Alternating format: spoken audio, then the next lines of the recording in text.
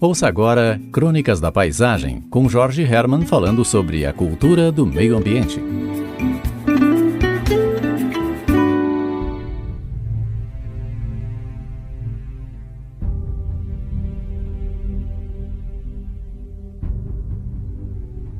Sabe, essa ideia de jejum digital, essa ideia meio maluca, imagina, de desligar por um dia inteirinho todos os aparelhos digitais. Não é que isso rende assunto. Parece que a mente fica disponível para várias coisas que o mundo digital, sempre tão repleto de informação, não permite que a gente acesse. Depois do meu terceiro domingo desconectado do aluvião de informações, comecei a devagar,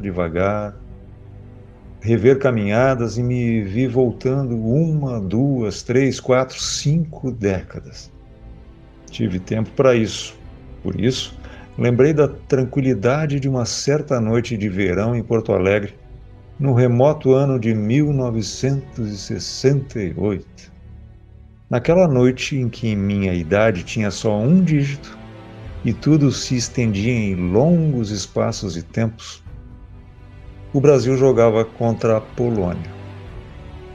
Meu pai ouvia o rádio esparramado na cadeira de praia, curtindo o jogo na noite quente e silenciosa. Lembro com nitidez a fruição de ouvir aquela narração do jogo fascinante que terminaria em 6-5 para o Brasil. O som nos bastava, porque era o que tínhamos, e por ser tão pouco, era muito. Através da narração, víamos. Sem mesmo ter visto uma imagem sequer, eu vi esse jogo. Havia uma poesia nessa noite.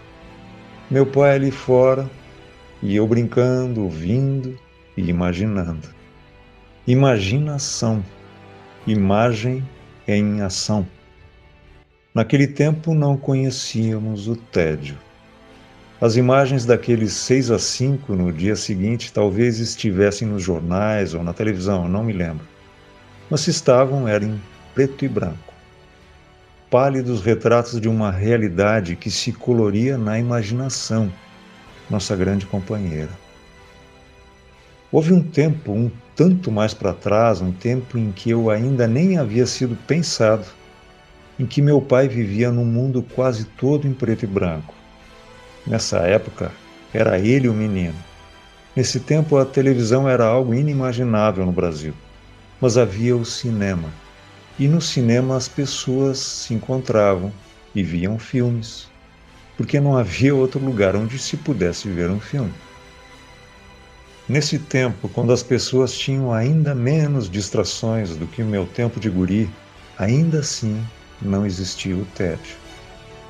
E minhas divagações do jejum digital me fizeram refletir. Tá certo. Não se tinha isso, não se tinha aquilo, não se tinha tanta coisa. Mas será que esse ter que hoje nos inunda não nos fez perder algo? O que temos em excesso hoje, na verdade, não nos privou do encantamento das coisas? Aí me veio a questão da fotografia. No tempo em que nem o meu pai havia sido pensado, meu avô tinha começado a fotografar e registrou em centenas de fotos um relato de como era a vida em Porto Alegre nesses remotos anos 1930. Nas suas fotos fluía um outro tempo, uma lentidão, e ainda assim não havia o tédio. As fotos de meu avô eram reveladas em grandes negativos de vidro. Cada foto, um negativo. Fotografar dava trabalho e o resultado era incerto, sempre.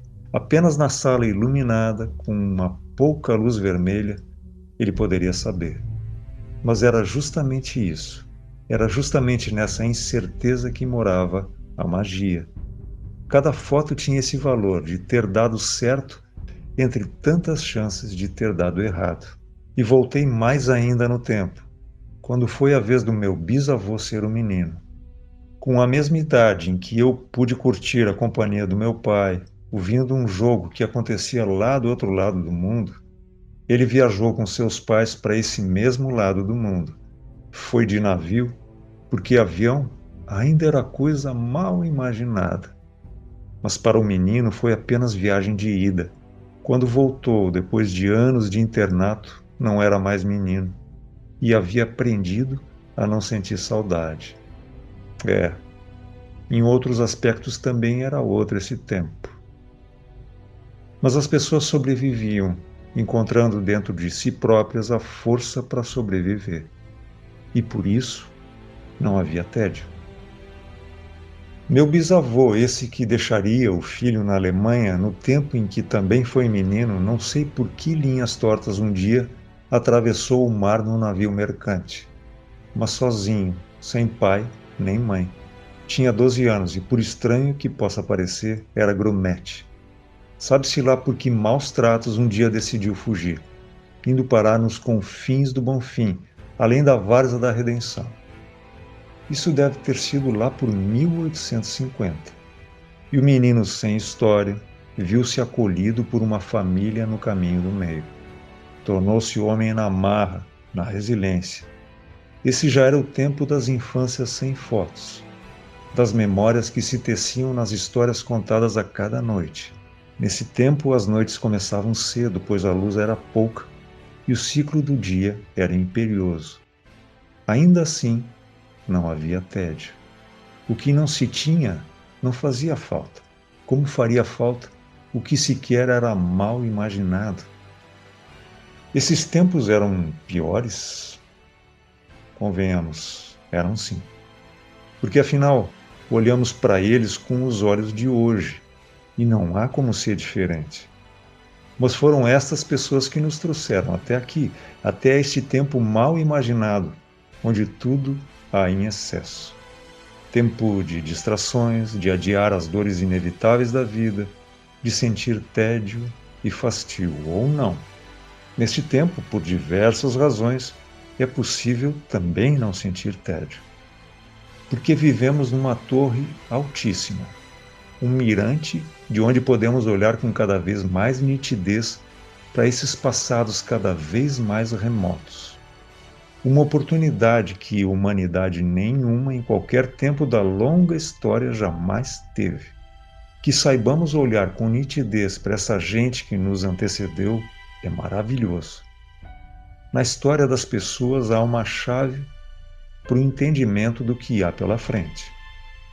Temos um olhar comprido para a imensa planície do passado, e é bom que seja assim, porque do outro lado, onde estão as paisagens que ainda não aconteceram, não se vê quase nada. Mal sabemos imaginá-las, bem como nossos antepassados, e nisso somos simplesmente iguais a eles. Esta é mais uma Crônica das Paisagens, que toda semana acontece aqui, ora, na Cultural FM, evidentemente, a parceira de todas as artes. Visite nossa página no YouTube e, se possível, se inscreva. Ficaremos muito felizes. Lá você poderá ter acesso a todas as crônicas da paisagem. Agradeço ao José Newton Teixeira, que organiza esse programa desde lá do seu estúdio, e ao Hans Zimmer, que vocês ouvem aqui me acompanhando. Buenas, bateu o gongo e já deu a minha hora. Por isso, resignadamente, eu vou-me embora, para retornar sem demora, ainda que demore. Um cotovelaço carinhoso em todas e todos, tá bom? Fui!